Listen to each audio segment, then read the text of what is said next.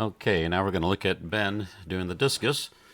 He's a D3 collegiate thrower in discus, javelin, and shot put, a triple threat. So let's watch this a couple of times, see what we can see here. All right, let's take a look at that right sweep leg coming off.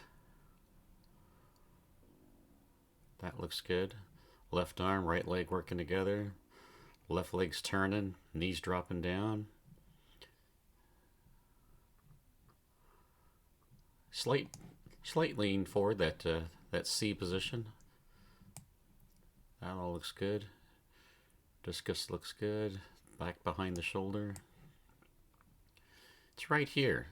Looks like your knees are pretty close together. Okay? We want to get these knees farther apart, so get a wider sweep out here. That starts with the right here, before the foot even comes off.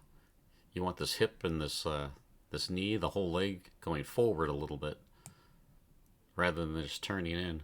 See, that makes the knees come close together. Okay? Alright, but right here, just about right here, you should have this leg fully extended. Okay, so you've got a big bend in this leg right here. The whole idea is to create some inertia here, so you've got to maximize your radius. So you need a nice long appendage. Okay, the left arm should be long too. Okay, we're trying to just go slow or fast, but to a faster position here where everything shortens up.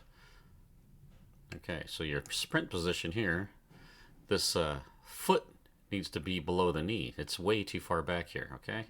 So get it under here. And you're entering the circle leading with the knee. You should be leading with this foot. Okay? So wider knees, get that right leg fully extended, and then you swing it wide and long, which is going to slow your lower body down, and then get that foot out in front, and then you would bend the knee here and then get the foot underneath. Okay, you don't want to be in this position here. This left foot should have been off way before here. Okay, even if, do some practicing where you stop the knee here like you're doing toward the throwing direction and just get off without extending this leg. Okay, that's the easiest way to do it. See this extension you're doing right here? It's taking too long. And your foot's going to be off, and now you've got both feet facing the 12 o'clock together. You never want to get in this position here. You want both knees to be facing the same direction as much as possible. See, like right here, both the knees are facing the throwing direction. Then as you turn, you also want both knees facing the same, but you want the feet to be back behind the knees. Okay, see right here? You got to get this foot back behind you. Okay, so everything turns together, the lower body. Okay, so wide sweep leg, get the foot underneath. This is where you shorten the leg from being long. This is where you shorten it so it accelerates. Okay, the discus should be, let's see if you get the discus up. Yeah, the discus should be, I like to see it even with the shoulder, so if you're leaning, it'll be 90 degrees out from your body. You've got the discus looks like pretty low here. It looks like you don't really have much of a, it's hard to tell, but at the break at the hips here, it looks like you don't have much of a lean forward. I'll be able to see it a little bit more right here. Yeah, I see you're not leaning over very much. You almost look vertical here. Okay. So you're going to land with your foot at 12. So problem there a lot of times is this foot will stop rotating and you'll go backwards. Yeah, see that foot stops rotating, and you're just kind of stepping with that left leg back. See, the whole time your right foot's not turning at all. Let's see what happens. Some throwers have been very well, have done pretty good with just holding the foot steady, and then when the left foot comes down, just drive that hip forward, so like you're doing here. Okay, so if you're going to do that, if got to make sure that heel comes all the way out. Okay, we got to keep driving that knee down. Don't extend up. Okay, we want to keep that knee down low. And it's going to rotate around the left. See, the left foot's already starting to pull back. But I know you're not reversing in this throw. You're just doing non-reverse. So you shouldn't pull that left foot back.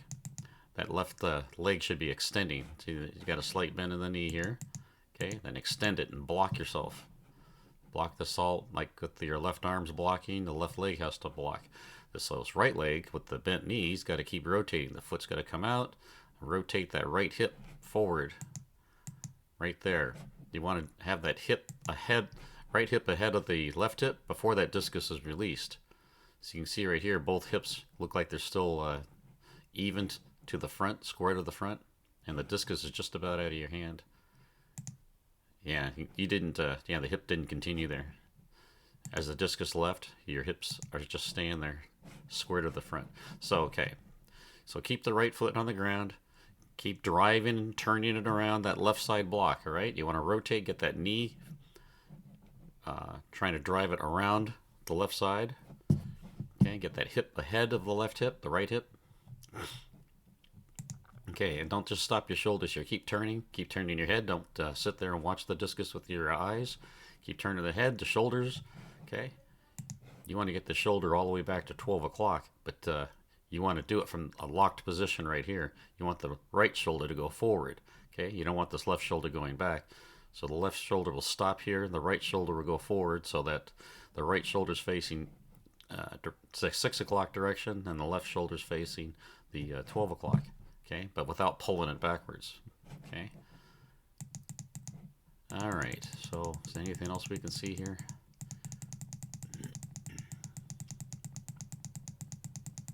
Yeah, you definitely want to get that discus higher right here at the high point at 6 o'clock.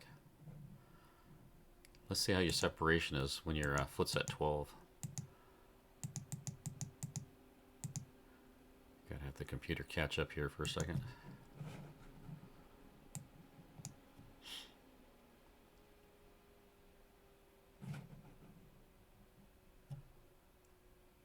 This all looks balanced. I mean, you're centered over your feet. It's good coming out of the back.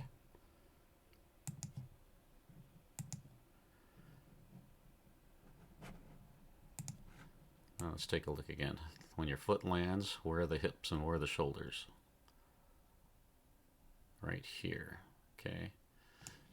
Well, your shoulders are facing 3, your hips are facing 12, so it's good separation. Let's see if without turning this foot, sometimes the upper body will catch up. So let's take a look. Now your lower body's still staying ahead, so that's good.